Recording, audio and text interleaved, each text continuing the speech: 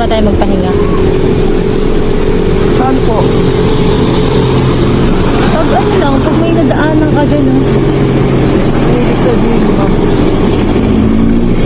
ano nga, segs. Ano po? Yun na nga, hindi mo ba naiintindihan? Pahinga nga, pahinga. Oh, marami po akong nahabol na oras.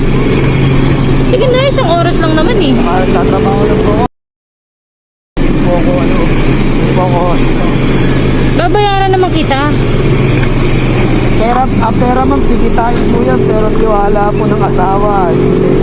Kaya na ma'am.